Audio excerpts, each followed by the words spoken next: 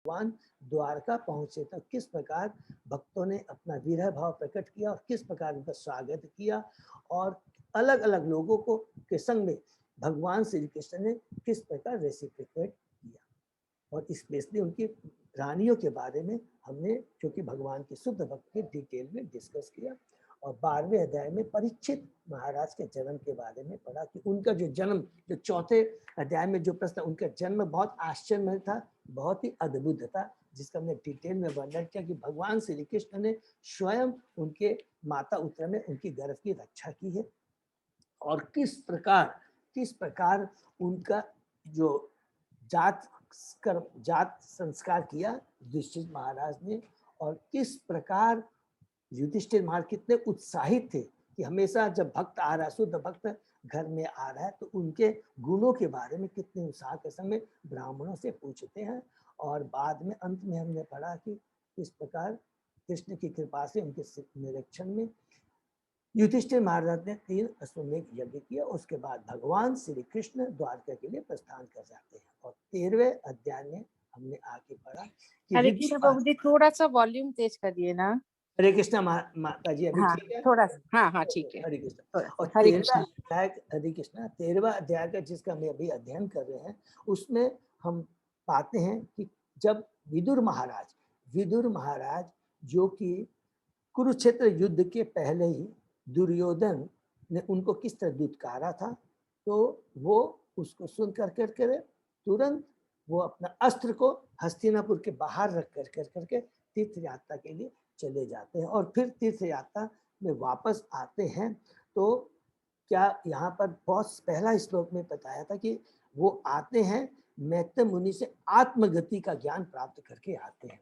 तो यही जीवन का लक्ष्य है, साइंस ऑफ सेल्फ रियलाइजेशन। अपने को हमें पहचानना है, हम कौन है, हमारा भगवान से क्या संबंध है, हम किस प्रकार अपना खोया संबंध भगवान से पुनः स्थापित कर सकते हैं। इसके बारे में विदुर महाराज जी ने मैत्रेय मुनि से पूरा डिटेल में समझ करके वो आते हैं। और जब वो सुनते सुनते मैत्रेय मुनि से कृष्ण प्रेम के स्तर पर पहुंच जाते हैं, उसके बाद में वो उनसे प्रश्न करना बंद कर, क्योंकि वही जीवन का अंतिम लक्ष्य है। और इसके बाद में विदुर महाराज जी जब युधिष्ठिर महाराज उनको रिसीव करते हैं, जितने भी वहाँ के हस्तिनापुर के जो भक्त लोग थे, वासी थे, वो किस प्रकार विदुर को रिसीव करते हैं। और ये हमें याद करना है कि किस प्रकार जब भी कोई भक्त आता है घर में, किस प्रकार उसका स्वागत करना चाहिए, उसको हमको ग्लोरीफाई करना चाहिए। और किस प्रकार युधिष्ठिर महाराज ने उनकी रहने की, बैठने की सब व्यवस्था करने के बाद में वो उनसे प्रश्न करते हैं कि आप, और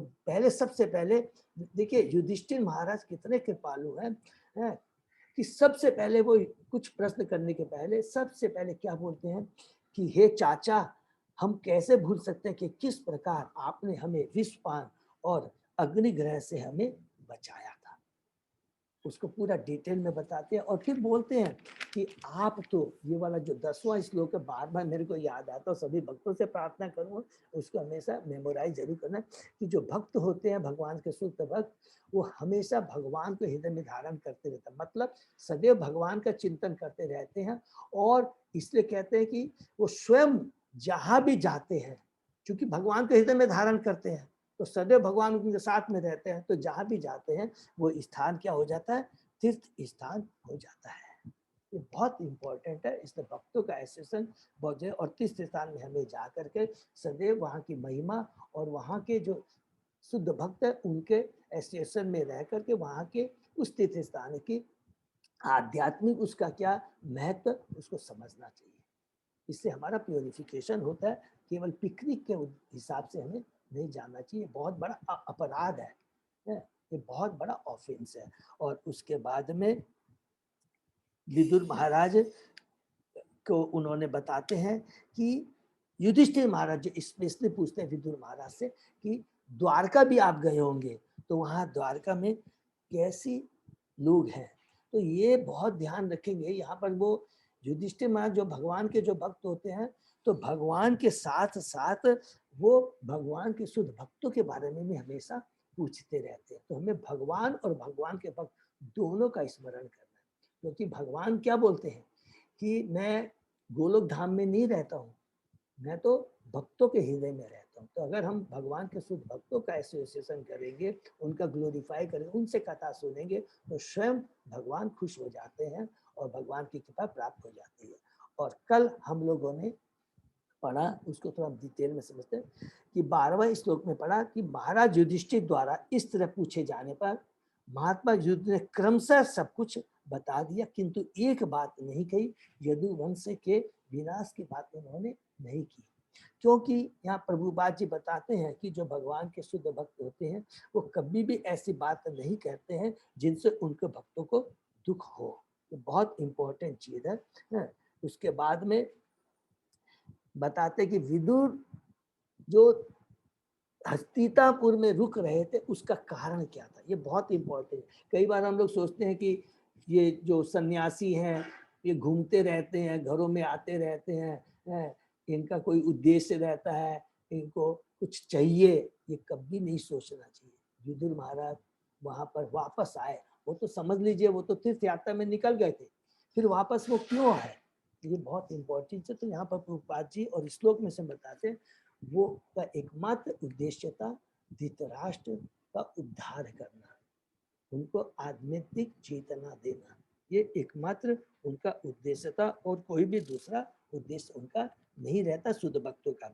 और उसके बाद में हम पढ़ते हैं कि विदुर जी कहते हैं, बहुत पावरफुल बात कहते हैं, कि जो लोग घरेलू मामलों में अत्यधिक लिप्त रहते हैं और उन्हीं के विचारों में मग्न रहते हैं, उन्हें दुस्तर नित्य काल अनजाने ही घर दबोच बैठता है। बहुत ही इंपॉर्टेंट चीज है। तो इसमें ये सुत गोस्वामी जी कहते हैं श्लोक में, और प्रभुपाद जी तात्पर्य में कहते हैं क्या, हमारी आयु सीमित है और इसे एक क्षण भी बढ़ाया नहीं जा सकता, अतः मनुष्य के लिए यह समय अत्यंत मूल्यवान है।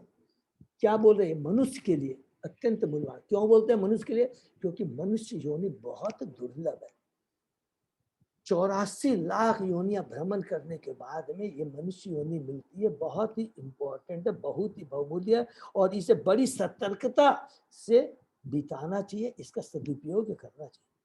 क्योंकि इस बहुमूल्य क्षण समय को संग्रह किए हजारों सोनों के सिक्कों से भी बदला नहीं जा सकता। अर्थात एक क्षण भी अगर हम बीत जाता है, करोड़ों हम पैसा भी खर्चा करते हैं, सोना भी दे दे, तो उस बीते हुए समय को जिस अगर हम व्यर्थ बिता देते हैं तो उसको वापस नहीं ला सकते। मानव जीवन का प्रत्येक क्षण अंततः जीवन की समस्याओं को हल करने के निमित्त है।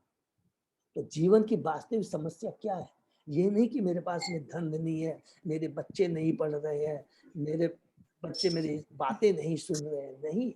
जीवन का वास्तविक लक्ष्य है जीवन की वास्तविक समस्या को उलझाना, और वो समस्या क्या है, बारंबार जन्म मृत्यु एवं 84 लाख योनियों में भटकते रहने से छुटकारा पाने के लिए, यही वास्तविक मानव जीवन का लक्ष्य है।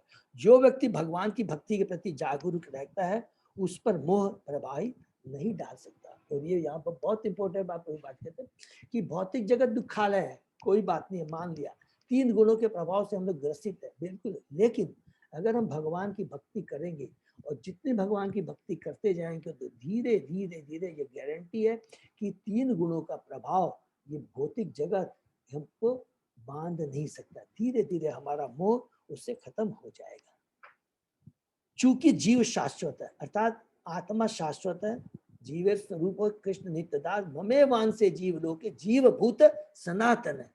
तो यह बहुत इंपॉर्टेंट श्लोक में जो भगवान कहते हैं गीता के 15 इसको हमेशा याद रखेंगे कि ममे वान से जीव लोके जीव भूत सनातन, मेरा जो अंश है वो अलग है, वो कभी भी भगवान से मर्ज नहीं होता, नंबर 1 कंडीशन, और दूसरा वो शाश्वत है, हमेशा शाश्वत होता है, उसका कभी विनाश नहीं होता। तो चूंकि जीव शाश्वत है, अतः वह भगवान के नित्य धाम में ही सुखी रह सकता है, जहां से बार बार जन्म मृत्यु तथा रोग तथा बुढ़ापे में इस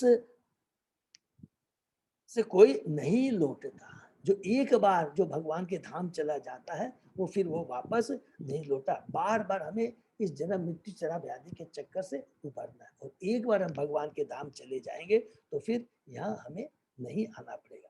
फिर लास्ट में प्रभुपाद जी तात्पर्य के अंत में कहते हैं कि इस श्लोक में वर्णित दिया उपदेश महाराज युधिष्ठिर तथा उन भाइयों पर लागू नहीं होता। यह तो वास्तव में धृतराष्ट्र जैसे व्यक्तियों के ऊपर में लागू होता है। ये बहुत इंपॉर्टेंट बात जो कि हमने पहले भी पढ़ा कि ये जो ज्ञान विदुर दे रहे हैं किनके लिए दे रहे हैं, कि जो भौतिकता में लिप्त है, जो सकाम कर्मी है, जो भौतिक जगत में अपने धन के प्रति, अपने सम्मान के प्रति, अपने पोस्ट के लिए बहुत ज्यादा आसक्त है। ये उन लोगों के लिए नहीं है जो भगवान के शुद्ध भक्त है। तो युधिष्ठिर महाराज के लिए नहीं, ये पांचों पांडवों के लिए। एक ये बात किसके लिए है? युधिष्ठिर धृतराष्ट्र महाराज के लिए। और उन्हीं का कल्याण करने के लिए विदुर जी तीर्थ स्थान से वापस लौट करके हस्तिनापुर आते हैं। तो यहाँ तक हमने पढ़ा था और आगे हम पढ़ते हैं, शुरू करते हैं। ठीक है। ओम नमो भगवते वासुदेवाय। ओम नमो भगवते वासुदेवाय। ओम नमो भगवते वासुदेवाय। नारायण नमस्कृत्य नरं चैव नरोत्तमं देवी सरस्वती व्यासं ततो जयमुदीरये।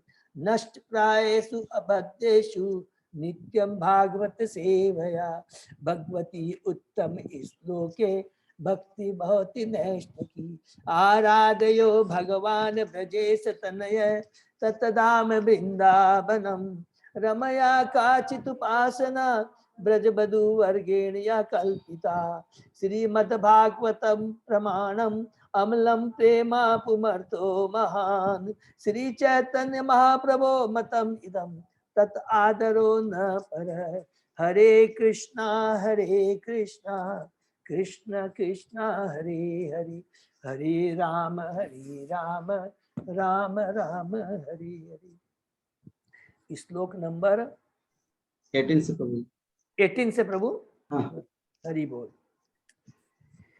विदुर तत अभिप्रेत्य धृतराष्ट्रम अभाषत राजन निर्गम्यताम शीघ्रम पश्य इदम भयम आगतम। हरि बोल। देखिए ये कितना इंपॉर्टेंट वर्ड है, इसको अंडरलाइन कर लेंगे। निर्गम्यताम शीघ्रम माने कृपा करके जल्दी से शीघ्र ही तुम निकल पड़ो। बहुत तो तात्पर्य ट्रांसलेशन, महात्मा विदुर यह सब जानते थे, अतः उन्होंने धृतराष्ट्र को संबोधित करते हुए कहा, हे राजन, कृपा करके यहाँ से शीघ्र ही बाहर निकल चलिए, विलंब न कीजिए। आप देखें कि भय ने किस प्रकार आपको अधिभूत कर रखा है। तात्पर्य, क्रूर काल को किसी की परवाह नहीं रहती, चाहे वह धृतराष्ट्र हो या महाराज युधिष्ठिर ही क्यों न हो। हरि बोल। काल ये नहीं देखता है कि कौन है, काल किसी के लिए इंतजार नहीं करता। एक समय के बाद में हर जीव को केवल मनुष्य नहीं, हर जीव को, चींटी से लेकर ब्रह्मा तक, इस ब्रह्मांड के जो है उसको ये भौतिक जगत छोड़ के जाना पड़ता है। अतः वृद्ध धृतराष्ट्र को जो आध्यात्मिक उपदेश दिया गया है वह उनसे कम आयु वाले महाराज युधिष्ठिर पर भी लागू होता था। एक तरह से राजमहल का प्रत्येक व्यक्ति राजा तथा उनके भाइयों एवं माता सहित विदुर के भाषण को ध्यान से सुन रहा था, किंतु विदुर को ज्ञात था कि उनके उपदेश विशेषकर धृतराष्ट्र के ही निमित्त है, क्योंकि वे अत्यधिक भौतिकतावादी थे। हरि बोल। क्योंकि माया बहुत प्रबल है और ये भौतिक जगत के जो 3 गुण हैं किसी समय भी हमारी चेतना को हमेशा क्या करते हैं, दूषित करते रहते हैं। कभी हम रजोगुण, कभी तमोगुण में, कभी सतोगुण में। जिस तरह का हमारा वातावरण, किस तरह का हमारा एसोसिएशन रहेगा संगत, उसी हिसाब से हमारी चेतना में परिवर्तन है। अतः हमें प्रयत्न करना है कि सदैव हम लोग भक्तों के बारे में ही सोचे, भक्तों का ही संग करें, भगवान के नाम रूप लीलाओं का श्रवण कीर्तन स्मरण करेंगे तो हमारी चेतना निर्मल रहेगी और भगवान की भक्ति से जुड़ी रहेगी। राजन शब्द से धृतराष्ट्र को विशेष रूप से संबोधित किया गया है। धृतराष्ट्र अपने पिता के सबसे बड़े पुत्र थे, अतः कानून के अनुसार उन्हें हस्तिनापुर के सिंहासन पर आरूढ़ होना था, किंतु जन्मांध होने के कारण वे अपने परिवार से वंचित कर दिए गए। तो यहाँ पर देखिए राजन शब्द यूज कर रहे हैं विदुर जी, बहुत इंपॉर्टेंट बात है। जबकि वो राजा नहीं है, राजा तो युधिष्ठिर है, लेकिन उनकी आसक्ति धृतराष्ट्र की वैसे ही थी। वो अभी भी यही सोच रहे थे कि मैं यहाँ का सबसे बड़ा हूँ इस हस्तिनापुर के महल में और मैं भी राजा हूँ।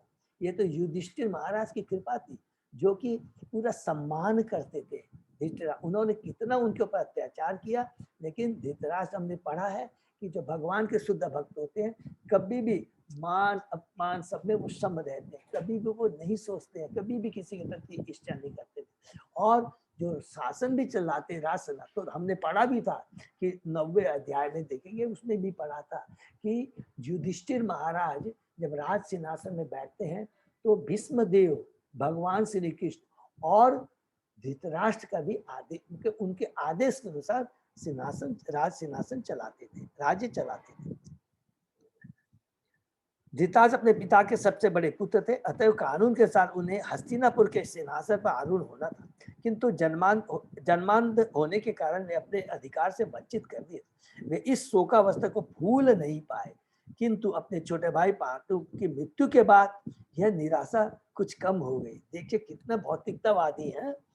उनके छोटे भाई अपने पीछे कुछ अल्पवयस्क पुत्र छोड़ गए थे, अतएव धृतराष्ट्र उनके स्वाभाविक अभिभावक बन चुके थे, किंतु उनकी हार्दिक अभिलाषा थी कि वे असली राजा बने और अपना राज्य दुर्योधन आदि अपने पुत्रों को हस्तांतरित कर दे। इन राजसी महत्वाकांक्षों को लेकर धृतराष्ट्र राजा बनना चाह रहे थे, अतः वे अपने सारे शकुनी की सलाह से सभी प्रकार के षड्यंत्र रच रहे थे, किंतु भगवान की इच्छा से सारी योजना असफल रही। देखिए यहाँ पर दो चीज कितनी इंपॉर्टेंट बात कह रहे हैं कि भगवान की इच्छा के बिना कुछ भी नहीं हो सकता है, क्योंकि भगवान की इच्छा के बिना एक पत्ता भी नहीं होता, नंबर 1। दूसरा यहाँ क्या कह रहे हैं कि वो बहुत महत्वाकांक्षी हो गए थे, और उसका सबसे बड़ा मुख्य कारण यहाँ पर देखिएगा कि हमको याद रखना है, अतः अपने साले शकुनी की सलाह से, शकुनी अगर हमको अभक्तों का संग मिलेगा तो हमेशा हमारी वो चेतना को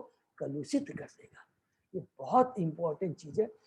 हम गृहस्थ हैं, हम बिजनेस में हैं, कोई प्रोफेशन में है, तो इस बात का हमें ख्याल रखना है। हम अपना बिजनेस करते हुए, गृहस्थ चलाते हुए, हमें याद रखना है कि कोई अभक्तों का संग नहीं मिल जाए, और ऐसा भक्त नहीं मिल जाए जो हमारी चेतना को कलुषित कर दे। अरे तुम क्या कर रहे हो, अरे इतना लाइफ इतनी इंपॉर्टेंट है, इतनी अच्छी अपॉर्चुनिटी है, तुम ये सब छोड़ के क्या इस कौन में हरिनाम के कीर्तन में लगे हुए। और बिजनेस भी जब करते हैं तो कई बार हमारे उतार चढ़ाव आते हैं, कई तरह के लोग मिलते हैं, तो कुछ जो अच्छे लोग थे उसके लिए भी हमेशा हमें सीनियर हमारे जो डिवोटीज हैं, गुरु आचार्य का हमेशा गाइडेंस लेना चाहिए। वो हमेशा क्या होता है, तत्ववेता होते हैं और वो हमेशा सही गाइडेंस करेंगे। अदरवाइज अगर आप किसी गलत आदमी से एसोसिएशन करेंगे, वो अपनी चेतना को कलिश कर देगा, मिस गाइड कर देगा, और हम क्या है भक्ति के पद से हमेशा दूर हो सकते हैं। ठीक है, ये बहुत इंपॉर्टेंट है। वे अंतिम अवस्था में भी अपना सब कुछ, सारे लोग तथा अपना सारा धन खोकर भी राजा बने रहना चाहते थे। देखिए पुत्र चला गया, सब कुछ चला गया, पौत्र चले गए, उसके बाद में उनकी जो आसक्ति थी कि मैं राजा हूं, मैं सबसे बड़ा, वो अभी तक नहीं गई, क्योंकि वे महाराज युधिष्ठिर के ताऊ जो थे। अपना कर्तव्य समझकर महाराज युधिष्ठिर ने धृतराष्ट्र की प्रतिष्ठा को बनाए रखा। ये तो युधिष्ठिर महाराज की कृपा थी, उनकी हम्बलनेस था कि उन्होंने धृतराष्ट्र की प्रतिष्ठा को बनाए रखा और उनको पूरा सम्मान देते थे, और धृतराष्ट्र सुख पूर्वक राजा बने रहे। अथवा महाराज युधिष्ठिर के राष्ट्रीयताओं होने के भ्रम में अपने इने गिने दिन काट रहे थे। विदुर साधु थे तथा धृतराष्ट्र के छोटे कर्तव्यनिष्ठ स्नेही भाई होने के कारण उन्हें रोग तथा बुढ़ापे की नींद से जगाना चाह रहे थे। हरि बोल, जो रोग तथा बुढ़ापे की नींद से जगाना चाहते। आज हम सब लोग भी रोग से ग्रसित हैं। हमारा रोग कि हम 3 गुणों के प्रभाव में आकर के हम क्या सोचते हैं, ये भौतिक जगत सुखमय है, इस भौतिक जगत में मैं जो कुछ चाहे प्राप्त कर सकता हूँ। ये हमारा रोग है, भौतिक रोग है, और इसको हमको हटाना है भगवान के भक्तों की कृपा से। ठीक है, अतः उन्होंने व्यंग पूर्वक धृतराष्ट्र को राजन कहकर संबोधित किया, जबकि वास्तव में वे राजा नहीं थे। हर व्यक्ति नित्य काल का दास है, अतः कोई भी इस भौतिक जगत में राजा नहीं हो सकता। राजा का अर्थ है जो आज्ञा दे सके। तो राजा तो केवल एक ही है, भगवान श्री कृष्ण, वही एक मालिक है, बाकी सब हम लोग उनके दास हैं। देखिए, अगर हम राजा बनने का प्रयत्न करेंगे तो और प्रॉब्लम में आ जाएंगे और भौतिक जगत में और फंसते चले जाएंगे। और भगवान का दास बन जाएंगे, बड़े सीनियर डिवोटीज के अगर हम दास बन जाएंगे तो हम इस भौतिक जगत से मुक्त हो जाएंगे। तो दास बनने में, भगवान का दास बनने में, सीनियर डिवोटीज का दास बनने में कितना बड़ा कल्याण है। इसलिए जीवन स्वरूप हो कृष्ण नित्य दास। एक सुप्रसिद्ध अंग्रेज राजा काल तथा ज्वार भाटा को आदेश देना चाहता था, किंतु काल तथा ज्वार भाटा ने उसकी आज्ञा का पालन करने से इनकार कर दिया। अतः इस भौतिक जगत में मनुष्य मिथ्या राजा होता है और धृतराष्ट्र को विशेष रूप से उनके मिथ्या पद का तथा उन वास्तविक भयानक घटनाओं का जो उस समय घट चुकी थी स्मरण दिलाया जा रहा था। उनको विदुर याद दिला रहे हैं कि अभी हे भ्राता तुम्हारी क्या पोजीशन है, तुम सब कुछ खो बैठे हो और तुमने जिंदगी भर केवल अपने भाइयों के प्रति तुमने षड्यंत्र रचा है, इतने तुम महत्वाकांक्षी रहे हो। अब इससे तुम छूटो, इस बंधन से, इस तरह की तुम्हारी जो आसक्ति है इसको छोड़ो। विदुर ने उनसे तुरंत इस अवस्था से बाहर निकल आने के लिए कहा। यदि वे तेजी से बढ़ने वाली इस भयावह परिस्थिति से बचना चाह रहे हो, उन्होंने महाराज युधिष्ठिर से इस प्रकार नहीं कहा, क्योंकि उन्हें पता था कि महाराज युधिष्ठिर इस विकट संसार की भयावह परिस्थिति से अवगत है और काल क्रम में वे अपनी स्वयं रक्षा कर सकेंगे, भले ही तब विदुर विद्यमान न रहे। ये बहुत इंपॉर्टेंट पॉइंट है, इसको अंडरलाइन कर लेंगे कि यहाँ पर प्रभुपाद जी बता रहे हैं युधिष्ठिर के बारे में कि उनको जो विद अवस्था में या उनकी जो एक समय आएगा उनको भय करने की दरकार क्यों नहीं। तो जो भगवान का शुद्ध भक्त होता है उसको मालूम होता है कि जीवन का लक्ष्य क्या है और शुरू से ही वो अपने जीवन को इस प्रकार ढाल लेता है कि वो हमेशा हमेशा इस भौतिक चीजों के प्रति, अपने संसार के प्रति, संबंधों के प्रति संबंध रखता है, लेकिन आसक्ति नहीं रखता है। हर जीव को वो मानता है ये भगवान का अंश है और उनके प्रति भगवान के अंश के अनुसार ही वो उसका ट्रीटमेंट करता है, व्यवहार करता है। यही हम सब लोगों का कर्तव्य है। हमारी पति पत्नी बच्चे हो, अगर वास्तव में उससे वास्तविक संबंध रखना चाहते हैं, वास्तव में उनके प्रति हम न्याय करना चाहते हैं, तो हमें उनको सबको और स्वयं को कृष्ण भावनामृत में अपने को क्या है रखना है, माने अपने को ज्ञान देना, कृष्ण भावनामृत का ज्ञान देना, नंबर 1। नंबर 2, जो भी भगवान का भक्त होता है वो राजर्षि है। ये जितने भी राजा है राजर्षि है, और चाहे वो युधिष्ठिर हो, हमने देखा है युधिष्ठिर हो, परीक्षित महाराज हो, पृथु महाराज हो, भरत महाराज हो, ये सब लोगों ने एक समय के बाद में गृह त्याग करके अपने आप चले गए। अर्थात उनकी कभी भी इस राज्य के प्रति, ऐश्वर्य के प्रति कोई भी आसक्ति नहीं थी। इसीलिए यहाँ पर विदुर प्रभुपाद जी कह रहे हैं कि ये ज्ञान जो धृतराष्ट्र को दे रहे हैं युधिष्ठिर को देने की आवश्यकता नहीं थी। बहुत इंपॉर्टेंट है। नेक्स्ट, प्रतिक्रिया न यश ही है कुतश्चित कर ही चित प्रभु स एष भगवान काल सर्वेषां न समागत है। इस भौतिक संसार में कोई भी व्यक्ति इस भयावह स्थिति का उपचार नहीं कर सकता। हे प्रभु, शाश्वत काल के रूप में भगवान हम सबों के पास आ पहुंचे। हरि बोल। तो भगवान शाश्वत काल है जो हमने पढ़ा है, और यही चीज किसने कहा था, हमने पढ़ा था, भीष्म देव ने कहा था, पांडवों को शिक्षा दिया था ना कि ये भौतिक जगत दुखालय है, ये जो कुछ भी हुआ है ये हमारे कर्मों के अनुसार हुआ है, और ये काल है, भगवान स्वयं काल है, और ये अपरिवर्तनीय है, और ये सब भगवान की योजना है। 3 चीजें कहा था। ये बहुत, इस चीज को हमेशा में याद रखना है कि जो कुछ भी हो रहा है भगवान के आदेश के अनुसार हो रहा है, और भगवान जो कुछ भी करते हैं हर जीव के लिए जो व्यवस्था करते हैं उसके कर्मों के अनुसार करते हैं। भगवान कभी भी अन्याय नहीं करता, और इसलिए भगवान ने जो कुछ भी हमारे लिए निर्धारित कर दिया है हमें उसको बड़े प्रेम से ग्रहण कर करके अपने को केवल एकमात्र जो जीवन का लक्ष्य है उसमें लगाना चाहिए। वो क्या, भगवान की भक्ति। बाकी वही हमारे हाथ में, वही हम अल्प स्वतंत्रता का प्रयोग वहां कर सकते हैं, बाकी कुछ भी हमारे हाथ में नहीं है। ठीक है, ऐसी कोई पराशक्ति नहीं है जो मृत्यु के क्रूर हाथों को थाम सके। किसी को चाहे कितना ही शारीरिक कष्ट क्यों न हो, वह मरना नहीं चाहता। आज की तथाकथित ज्ञान की वैज्ञानिक प्रगति के समय भी न तो बुढ़ापे का कोई उपचार है, न मृत्यु का। वृद्धावस्था क्रूर काल द्वारा दी गई मृत्यु के आगमन की सूचना है, और कोई भी शाश्वत काल के बुलावे को या परम निर्णय को स्वीकार करने से इनकार नहीं कर सकता है। यह सब धृतराष्ट्र को बताया जा रहा है, क्योंकि हो सकता है कि वे विदुर से इस आसन्न भयावह स्थिति से निपटने के लिए कोई उपचार ढूंढ निकालने के लिए, जैसा कि वे इसके पूर्व कई बार कह चुके थे। किंतु आज्ञा देने के पूर्व विदुर ने धृतराष्ट्र को सूचित किया कि इस जगत में इसका किसी के पास या किसी साधन से कोई उपचार प्राप्त नहीं हो सकता, और चूंकि इस भौतिक जगत में ऐसी कोई वस्तु नहीं है, अतः मृत्यु भगवान से अभिन्न, जैसा कि स्वयं भगवान ने भगवत गीता में कहा है। इस जगत में मृत्यु को न तो किसी के द्वारा न ही किसी साधन से रोका जा सकता है। हिरण्यकशिपु अमर होना चाहता था, और उसने कठिन तपस्या की थी जिससे सारा संसार थर्रा रहा था, और ब्रह्मा स्वयं उसे तपस्या से विरत कराने और उसके पास गए थे।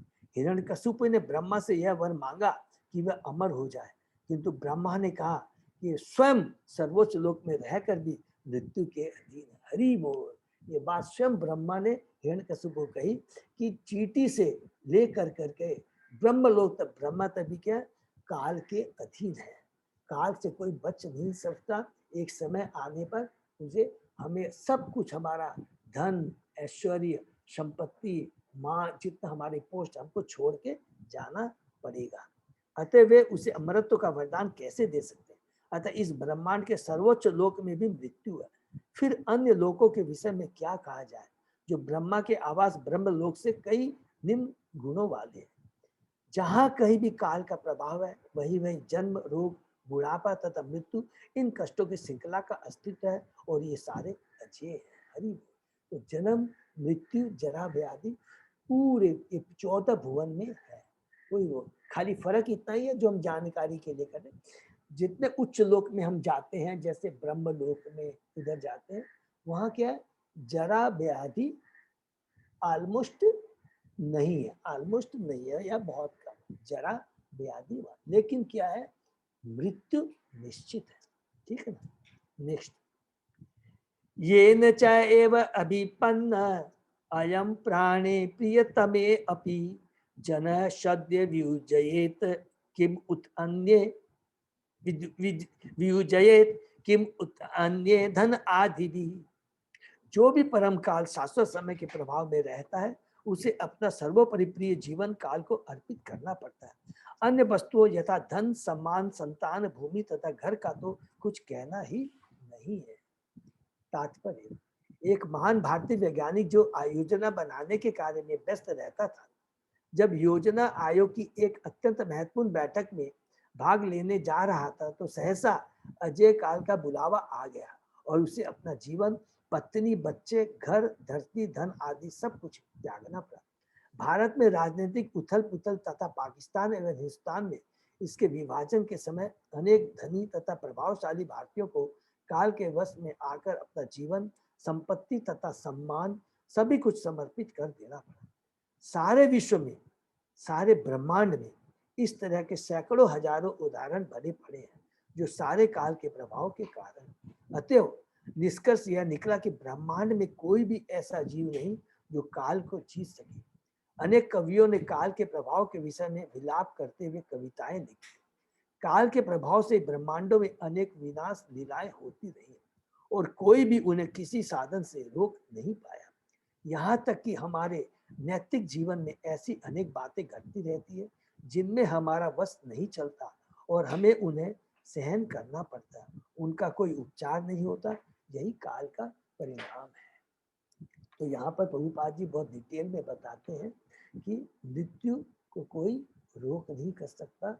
ये समय के अनुसार सबको इससे गुजरना पड़ता है। और हमने जब पुरुषावतार के बारे में हम पढ़ रहे थे, तो वहाँ पर हमने क्लियर पढ़ा था, कहा कि महाविष्णु है, वो क्या करते हैं, असंख्य उनके सांसों से असंख्य ब्रह्मांड निकलते हैं, फिर गर्भोदक्षाय ऋतु, फिर क्षीरोदय, और जब ब्रह्मा जी के पूरे 100 साल पूरे हो जाते हैं तो ये पूरी सृष्टि ही क्या है, वो पूरे प्रलय सागर में डूब जाती है। महाविष्णु के अंदर में जा करके वो खत्म हो जाती है, या माने महाविष्णु के में समा जाती है, ठीक है। और उसके बाद में जब ब्रह्मा जी का फिर जन्म होता है, फिर ये सृष्टि होता है। ये हमने तो पढ़ा है, तो काल से कोई नहीं बच सकता, और हमने भगवान ने पूरा सारी चीजें डिटेल में इस भागवतम में हमें बता दी।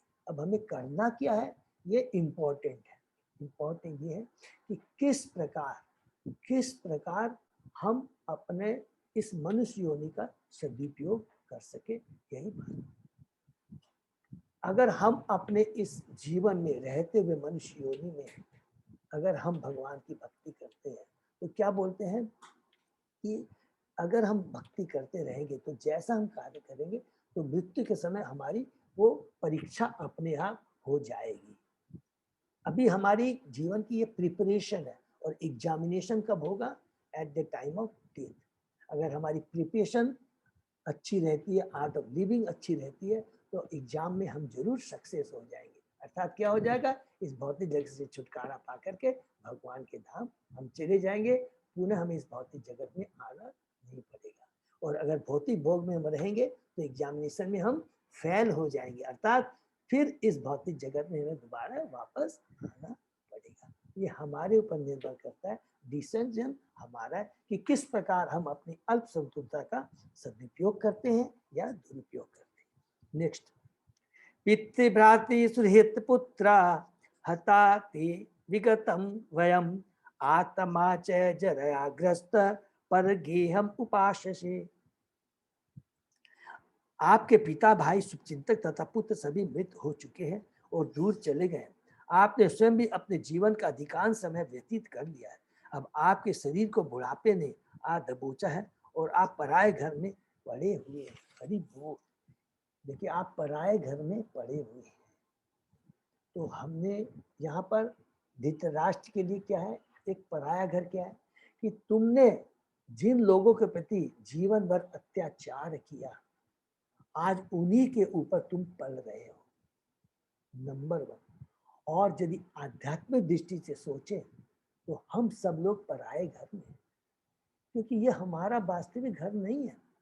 हम तो क्या है, शाश्वत जीव है भगवान के, हम शाश्वत अंश हैं। और हमारा तो अंश भगवान को, हमको कहाँ रहना चाहिए, जहाँ हमारे पिता रहते हैं।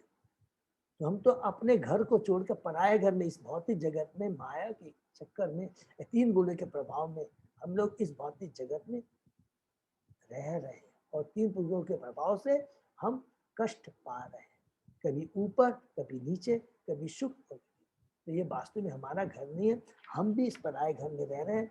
और हमारे ऊपर निर्भर करता है कि किस प्रकार इस पराये घर को छोड़ करके हम अपने शाश्वत घर भगवान के धाम जाकर के उनकी सेवा में अपने को नियुक्त कर सके। राजा धृतराष्ट्र को क्रूर काल द्वारा वशीभूत उनकी गंभीर दशा का स्मरण कराया जा रहा है।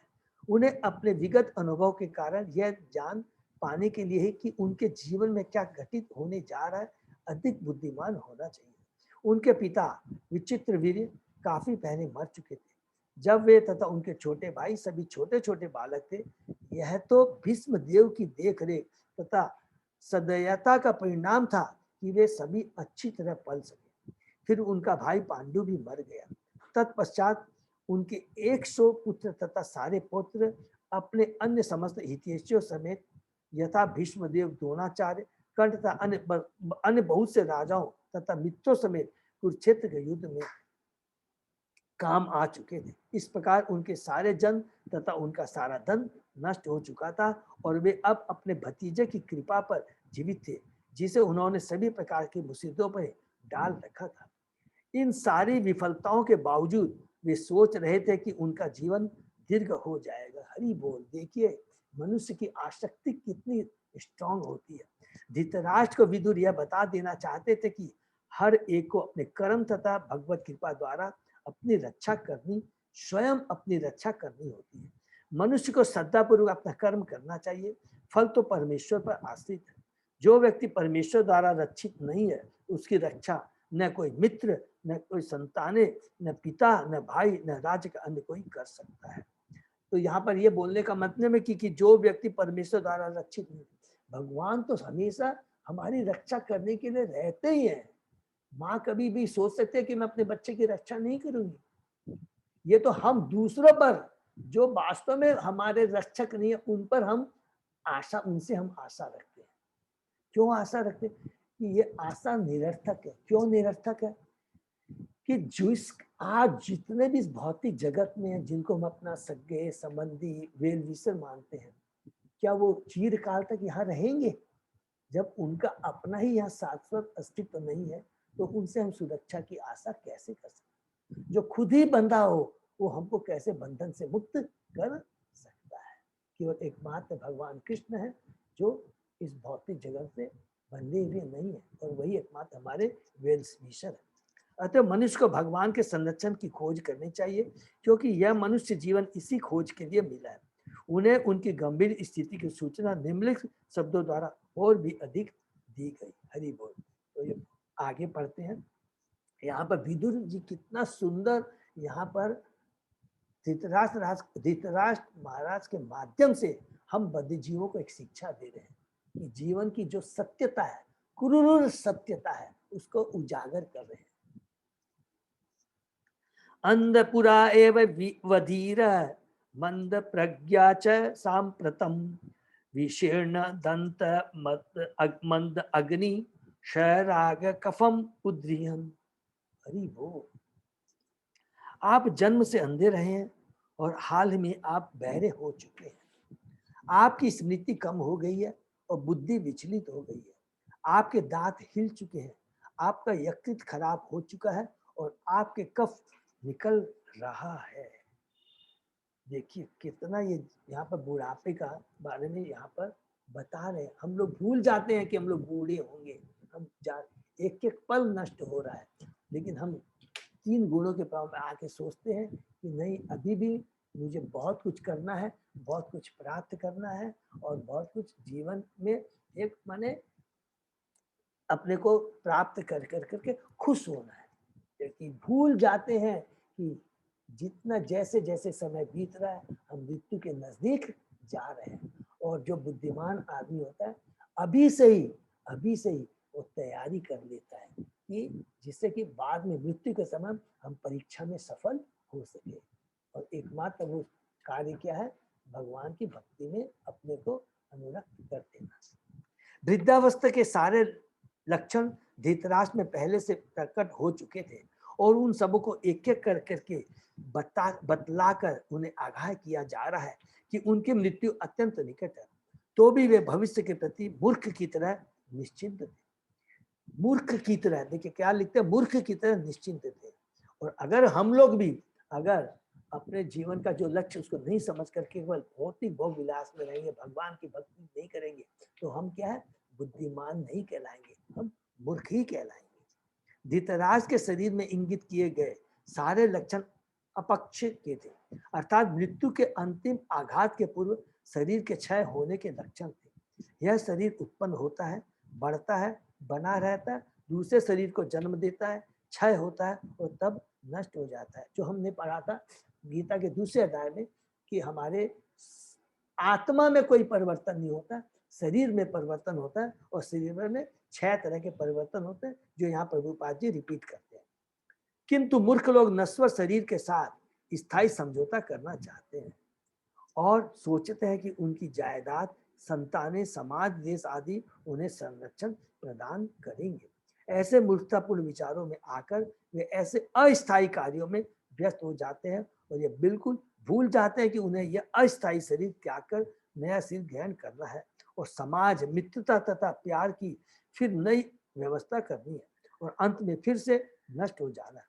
वे अपना स्थायी स्वरूप भूल जाते हैं और अपने मूल कर्तव्य को भूलकर अस्थायी कार्यों में सक्रिय हो जाते हैं। हरि बोल। कितने इंपॉर्टेंट ये 2 लाइन बातों में लिखा है कि हम लोग हम शाश्वत हैं, हम स्थायी हैं, इस भौतिक जगत में आकर के, जो कि अस्थाई है, और इस भौतिक जगत में आकर जो कार्य करते हैं उससे जो फल मिलने वाला है वो सारा अस्थाई है। तो एक स्थाई जो शाश्वत जीव असत जगत में आकर के असत्य कार्य कर करके असत के प्रति आसक्ति कर करके अपना जीवन व्यर्थ कर दे रहा है। तो हमारा कर्तव्य अब क्या है? हम शाश्वत जीव है, स्थायी जीव है, हमें अपने कार्य स्थायी शाश्वत चीज को प्राप्त करने के लिए प्रयत्न करना चाहिए। वो समय दे। तो स्थायी चीज क्या है? भगवान का धाम जो हमारा स्थायी घर में, भगवान की भक्ति, और भगवान की भक्ति कर कर करके अगर हम भगवान के अपने धाम चले जाते हैं तो हमें स्थायी दिव्य आनंद की प्राप्ति होगी। वो कभी भी फिर नष्ट, वही वास्तविक जीवन का लक्ष्य है। विदुर जैसे साधु संत ऐसे लोगों को वास्तविक स्थिति से प्रति सचेत करने के लिए उनके पास पहुंचते हैं, किंतु वे ऐसे साधु संतों को समाज पर आश्रित समझते हैं और लगभग सभी उनकी बातें अनसुनी कर देते हैं। देखिए कितनी इंपॉर्टेंट बात है यहाँ, प्लीज इसको लिखेंगे कि बद्ध जीव लोग क्या सोचते हैं, ये साधु संत समाज पर आश्रित है, लेकिन ऐसा नहीं है। हम बद्ध जीव साधु संतों पर आश्रित है। क्यों? वही हमें इस जीवन भौतिक जगत से छुटकारा दिला सकते हैं। हम तो बंधे हुए हैं, हम बंधों को वो मुक्त करने के लिए आते हैं। ऐसा नहीं है कि हम हमारे धन यश के प्रति वो लालची रहते हैं, उनको लेने के लिए हमारे पास आते हैं। यद्यपि वे अपनी इंद्रियों को तृप्त करने वाले तथा के दिखावटी साधु संतों का स्वागत करते रहे, विदुर ऐसे साधु न थे जो धृतराष्ट्र की दुर्भावना की तुष्टि करते। वे जीवन की वास्तविक स्थिति को सही सी बता रहे थे और यह बता रहे थे कि ऐसी आपत्तियों से अपने आप को किस प्रकार बचाएं। तो वास्तविक गुरु कौन है? वास्तविक शिक्षक कौन है? जो हमें वास्तव में जीवन की सत्यता के बारे में बताए। ऐसे नहीं कि जैसे आप हमारा जैसा मूड का उसी के हिसाब से हाँ में हाँ और ना में ना, नहीं। जो गुरु होता है हमारी कमजोरियों को बताता है और उस कमजोरियों को कैसे दूर किया जाए उसके लिए हमें रास्ता दिखाता है। वही वास्तव में हमारा वेल विशर है, वही वास्तविक गुरु है। ठीक है, नेक्स्ट। अहो महिषी जंतु जीवित आशा यथा भवान भीम अपवर्जितम पिंडम आदित्य गृहपालवत। उफ, बहुत ही देखिए ये पावर। ओह, जीव में जीवित रहने की कितनी प्रबल इच्छा होती है। निश्चय आप एक घरेलू कुत्ते की भांति रह रहे हैं और भीम द्वारा दिए गए झूठन को खा रहे हैं। साधु को कभी भी सुख में जीवन बिताने की इच्छा से राजाओं या धनियों की चापलूसी नहीं करनी चाहिए। साधु को चाहिए कि वह गृहस्थों से जीवन के कटु सत्य के बारे में बताए, जिससे वे इस जगत में गंभीर जीवन के विषय में सचेत हो सके। साधु का, सीनियर डिवोटीज का कर्तव्य क्या है?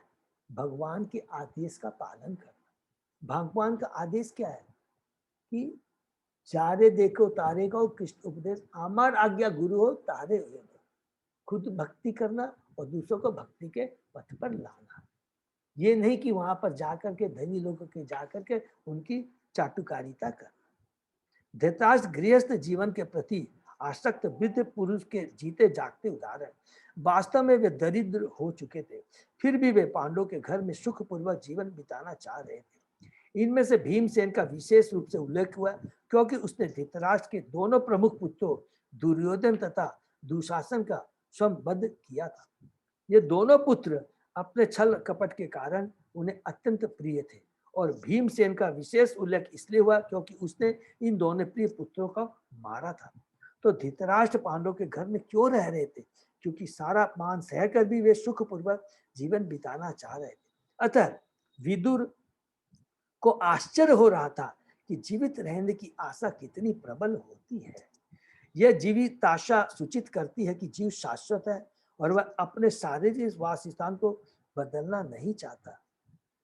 मूर्ख व्यक्ति यह नहीं जानता कि उसे यह शरीर सीमित अवधि के लिए बंदी के रूप में बिताने के लिए मिला है और मनुष्य शरीर तो अनेका एक जन्मांतरों के बाद मिलता है। जो भगवत धाम वापस जाने के लिए आत्म साक्षात्कार का शुभ अवसर होता है। लेकिन धृतराष्ट्र जैसे व्यक्ति लाभ से सुखी रहकर जीवित रहने की योजनाएं बनाते हैं, क्योंकि उन्हें असली रूप में ज्ञान नहीं होता। धृतराष्ट्र अंधे थे और जीवन की समस्त विषमताओं के बीच वे सुखपूर्वक जीवित रहने की आशा लगाए थे। विदुर जैसे साधु ऐसे अंधे व्यक्तियों को सावधान करने के लिए तथा शाश्वत जीवन बिताने के लिए भगवत धाम जाने में सहायता करने के लिए होते हैं। एक बार वहां जाकर कोई इस दुखमय संसार में वापस नहीं आना चाहता। अतएव हम सोच सकते हैं कि महात्मा विदुर जैसे साधु को कितना उत्तरदायीपूर्ण कार्य करने के लिए सौंपा जाता है। तो यहाँ पर देखिए कितने इंपॉर्टेंट बात यहाँ पे बता रहे हैं कि जो ये मनुष्य शरीर है, देखिए शरीर शाश्वत नहीं है, ये एक न दिन हमें छोड़ना पड़ेगा। तो बुद्धिमान व्यक्ति कौन है कि जो इस शुभ अवसर का, ये शरीर जो कि भौतिक है, नष्ट होने वाला है, लेकिन ये शरीर बहुत दुर्लभ भी है। क्यों दुर्लभ है? क्योंकि इसी मनुष्य शरीर में हम रह करके अपने जीवन के लक्ष्य को प्राप्त कर सकते हैं। और हमारा ये कर्तव्य बनता है कि ये चूंकि भौतिक है, उसके बावजूद भी इसका हमें आध्यात्मिक उपयोग करना चाहिए। अगर इसका उपयोग हम सदुपयोग भगवान की भक्ति में करते हैं तो ये हमारा सदुपयोग कहलाएगा। और अगर इसको हम केवल भौतिक आसक्ति में भोग के लिए अगर यूज करते हैं तो हमें क्या करना पड़ेगा? अगला जन्म हो सकता मनुष्य योनि भी ना मिले, हो सकता है पशु योनि में। क्यों? माया इतनी प्रबल है, 3 गुणों के प्रभाव में आकर के जीव ऐसे कुकर्म कर में बैठता है कि उसे अगला जन्म मनुष्य होने भी हो सकता है ना मिले। तो ये भौतिक जगत बहुत अनसर्टेन है, दुखों से, अनिश्चितता से भरा हुआ है। तो बुद्धिमान व्यक्ति वही है जो इसका सदुपयोग करे, इस शरीर का पूरा लाभ उठा कर करके भगवान की भक्ति कर करके भगवान के भक्तों का संग कर करके अपने जीवन के लक्ष्य को प्राप्त करते। यही बुद्धिमानिता है। अदरवाइज हम लोग क्या कहलाएंगे? मूर्ख कहलाएंगे। यहाँ विदुर जी ने कई बार कहा है वो मूर्ख है जो भौतिक चीजों के प्रति आसक्ति है, जो केवल भौतिक प्रयास में लगे रहते हैं, केवल शरीर के विकास के लिए, केवल भौतिक सुविधाओं के लिए प्रयत्न करते रहते हैं। इस बात को प्रभुपाद जी पूरी भागवतम में इसी बात को रूप गोस्वामी उपदेशामित्र में, भक्ति रसामृत में उन्होंने बार बार रिपीट किया है। ठीक है ना?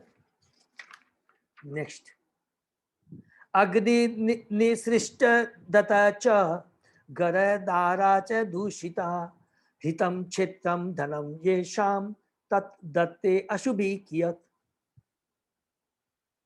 जिन लोगों को आपने अग्नि लगाकर तथा विष देकर मारना चाहा, उन्हीं के दान पर आपको जीवित रहने तथा गिरा हुआ जीवन बिताने की आवश्यकता नहीं है।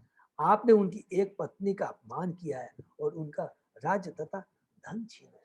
देखिए विदुर कितने महान है, उनको याद दिला रहे हैं कि तुमने अभी तक क्या किया है। ये मनुष्य होने एक राजा, देखिए 2-3 चीजें कितनी बता रहे हैं। एक तो तुम यहाँ सबसे बड़े पूरे हस्तिनापुर में सबसे सीनियर आप व्यक्ति हैं, लेकिन आपने भौतिक नियम जो समाज के भी जीवन उसका भी आपने पालन नहीं किया। आपने अपने भाई और बच्चों के प्रति भी आपने क्या है? न्याय नहीं किया है। आपने हमेशा षड्यंत्र किया है, हमेशा आपने दुर्बुद्धि पुत्रों का पक्षपात किया है। ये सारी चीजें हमेशा याद रखेंगे कि इसका एक मूल कारण क्या है? अब भक्तों का संग, शकुनी जैसे लोगों का उन्होंने संग किया और इसी कारण से वो हमेशा क्या तकलीफ पाए और कभी भी जीवन में सुखी नहीं हुए।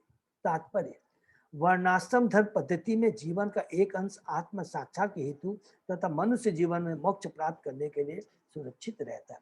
यह जीवन का नियमित विभाजन।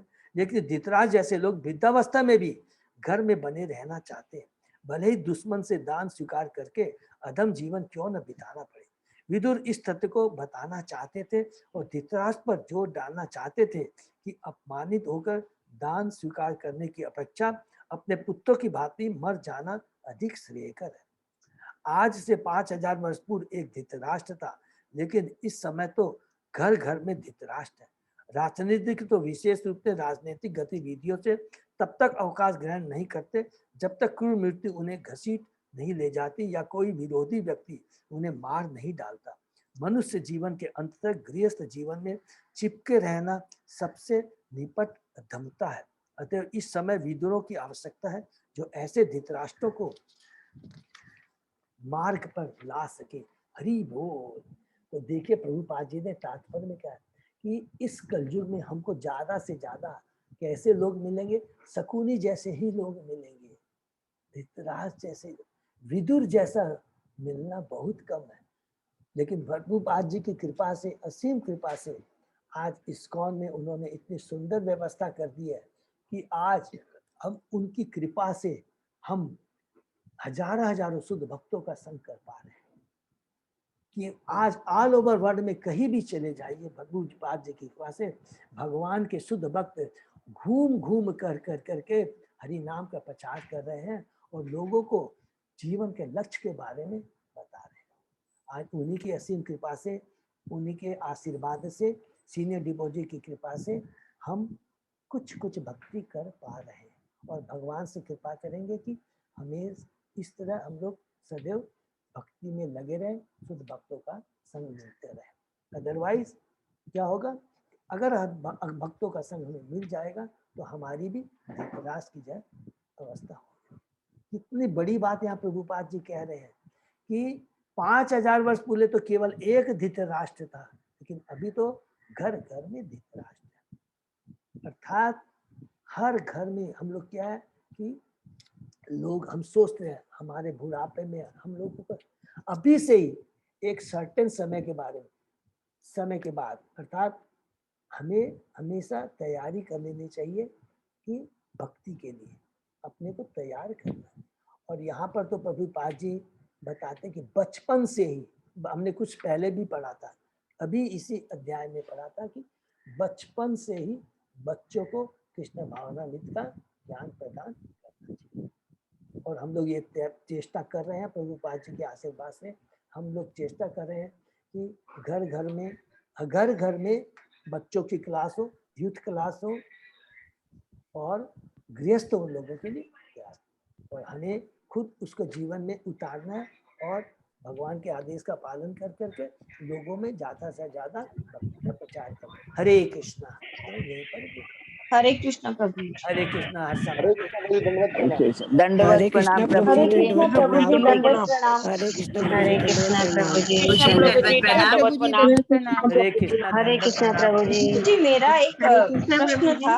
हाँ, हर समय हरि बोल। हरे कृष्णा प्रभु हरे जी। कृष्णा दंडवत प्रभु जी, प्रणाम। दंडवत प्रणाम। प्रभु मेरा एक प्रश्न है। हाँ हर्षा माता जी प्लीज बोलिए। प्रभु जैसे आपने बोला कि घर घर में धृतराष्ट्र है, तो अभी जैसे मेरे मन में ये सवाल आया, जैसे जो अपने उम्र हो जा रहा है, जैसे अपने लोग का जनरल में सोच क्या है कि 45-50 के बाद हम भगवान की भक्ति करें। मैंने जो अपने दादी दादा को सुना है कि 40-50 हो जाएंगे, फिर हम लोग तो सिर्फ पूजा पाठ करेंगे। तो एक वो जो उनका सोच होता है कि अब हम घर में रहेंगे, सिर्फ पूजा पाठ करेंगे, तो ये सोच गलत है ना। उनको ये नहीं सोचना है कि 40-50 के बाद करेंगे, उनको ये सोचना है कि 40-50 के बाद क्यों, आज और अब क्यों नहीं। हरि बोल, हरि बोल। देखिए माता जी, ये प्रभुपाद जी की कृपा है, भगवान की। हरि बोल। थोड़ा सा अपने को काइंडली थोड़ा एक बार, ये बहुत सुंदर आपने प्रश्न किया और ये सब भक्तों के लिए एक बहुत बड़ा, देखिए तो कि माता जी अभी हमने 3 चीज आज पढ़ी है। क्या? काल किसी का इंतजार नहीं करता है, नंबर 1। ये 3 गुणों के प्रभाव में आकर के ये भौतिक आसक्ति इतनी मोटा बंधन है, इतनी मोटी रस्सी के समान है कि हर समय जीव सोचता है कि कल मैं भक्ति करूंगा, परसों करूंगा, एक उम्र आने के बाद में मैं करूंगा। यही हमारी क्या है कि मूर्खता है और इसी को हम कहते हैं हम अंधकार में। इसीलिए मनुष्य योनि किस लिए मिला है? भक्ति करने के लिए।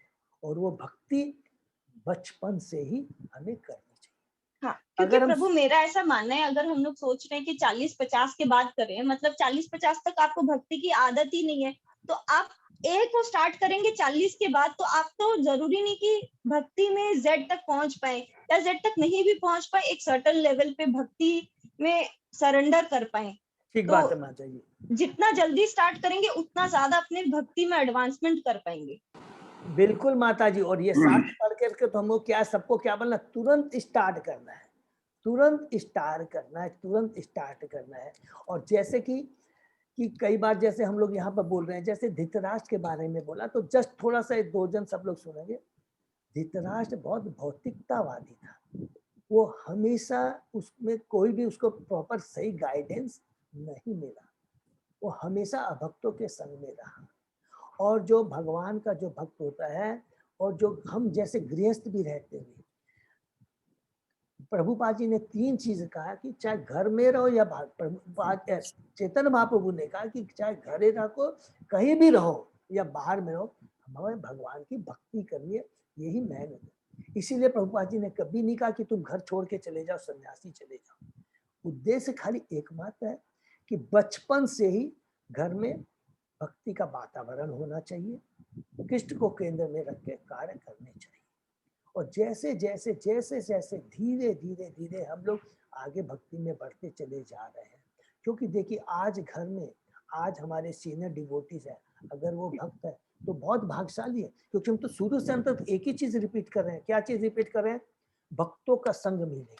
हमने कभी कहा है, तो अगर घर में भक्त है, आज हमारे दादा है, पिता है, माता है, वो जो भी भक्त है, तो हमेशा उनका चरणों को छूना चाहिए, क्योंकि वो भक्त है। ये नहीं देखना है, हमारी सोच क्या है कि हमें भक्तों का संग मिलना है, ये इम्पोर्टेंट है। और वही चीज है हमारे जो भी माता पिता दादा, हमें चेष्टा करनी है, जो भक्ति में नहीं है, तो हमेशा क्या है, अगर हम भक्ति में भी आ गए हैं तो हमें चेष्टा करनी चाहिए कि उनके पास में बैठ कर करके आप हरि नाम का जप कीजिए, उनको भागवतम का कुछ सुनाइए, तो 100% उनमें प्रभाव पड़ेगा। नहीं तो लोग क्या करते हैं, आफ्टर रिटायरमेंट के बाद में कोई क्लब ज्वाइन कर लेते हैं, कोई जुड़ जाते हैं, कभी एनजीओ से जुड़ जाते हैं और सोचते हैं कि परोपकार के कार्य में लग जाते हैं। ये जीवन का लक्ष्य नहीं है। लगता है ये सकाम पुण्य कर्म है, लेकिन प्लीज जो प्रभुपाद जी, जो भगवान, जो शास्त्र भगवत गीता कह रहे हैं कि जीवन का लक्ष्य केवल एक ही है, भगवान की भक्ति कर करके मनुष्य को जन्म मृत्यु जरा व्याधि के चक्कर से मुक्ति प्राप्त करना, यही जीवन का लक्ष्य। ये किसी समय किसी समय क्या, बचपन से ही करना है, इसके लिए कोई आयु नहीं है। क्यों? अभी हमने पढ़ लिया, काल किसी का इंतजार नहीं करता है। ठीक है हर्षा माता जी? हाँ, हरे प्रभु जी, कृष्ण। हरे कृष्णा प्रभु जी। हाँ हाँ अरुण प्रभु। प्रभु जी एक तो छोटा सा मेरा कंफ्यूजन है बहुत दिनों से, बोलिए ना माता प्रभु जी। अगर आप आज्ञा दे तो मैं बात करता हूँ मैं। हाँ प्रभु जी, जैसे जैसे जैसे आज भी आपने ये बताया कि चीटी से लेकर के ब्रह्मा तक जो है मतलब जो है सबका एंड होना है। यस प्रभु। तो प्रभु जी एक क्वेश्चन ये उठता है, तो ये जो हमारे भगवान विष्णु और ये जो भगवान शिव हैं, भगवान शिव और भगवान विष्णु, हाँ प्रभु। प्रभु जी इनका क्या मतलब, मीन्स ये भी उसी में, मतलब उसी में शामिल होते हैं या क्या अलग से हैं ये? क्योंकि हमेशा ब्रह्मा जी का तो वर्णन आता है, इनका नहीं आता प्रभु जी। मैं क्षमा चाहूंगा, मतलब अगर मैंने कोई गलत बोल दिया तो मैंने। हरे हरे कृष्णा प्रभु, सब लोग ध्यान से सुने, अच्छा प्रश्न 2 मिनट में समझ लेते हैं। भगवान विष्णु वो तो क्या है प्रभु, उनका वो तो शाश्वत भगवान है, भगवान के अंश है। और वो तो भगवान विष्णु तो आध्यात्मिक जगत में रहते हैं प्रभु जी, तो उनका तो आध्यात्मिक जगह भी कभी नष्ट नहीं होता है, वो तो शाश्वत है। ठीक है प्रभु। ब्रह्मा जी है, उनका भौतिक शरीर है, और जो भी भौतिक चीजें हैं वो यहाँ पर नष्ट होती है।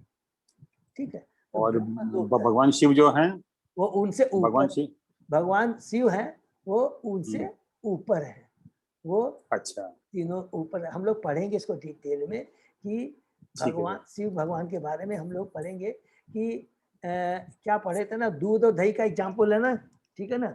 वो दूध होके भी दही क्या है, दूध होके भी दूध नहीं है, वो उनसे ऊपर, उनके अलग से पढ़ेंगे उनके बारे में। तो सिंपली आप खाली ऐसे ही समझ लीजिए, एकदम सिंपल खाली कह लूंगा कि जो भी इस भौतिक जगत में है उसका विनाश होना संभव है।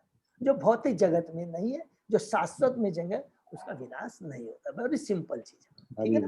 हरि बोल प्रभु जी, हरि बोल प्रभु जी, हरि बोल प्रभु जी। दंडवत प्रणाम। प्रभु जी वो महाभागवत भागवत जो बृहद भागवत में प्रभु जी ने बताया था ना, बृहद भागवत की कथा जब हुई थी यस प्रभु, गोवर्धन में, तो वहाँ पे वो जो विरजा नदी के बारे में प्रभु जी ने बताया था कि भी भौतिक जगत और आध्यात्मिक जगत के बीच में विरजा नदी है। हरि बोल, बिल्कुल यस प्रभु, ये उस पार शिव जी रहते हैं, ऐसा बताया। यस प्रभु, बिल्कुल एकदम सही है। उनके बारे में अलग से पढ़ेंगे, बहुत एकदम अरुण प्रभु जी ने एकदम बृहद भागवत हमने जो पढ़ा था उसमें पढ़ा था, ठीक है ना?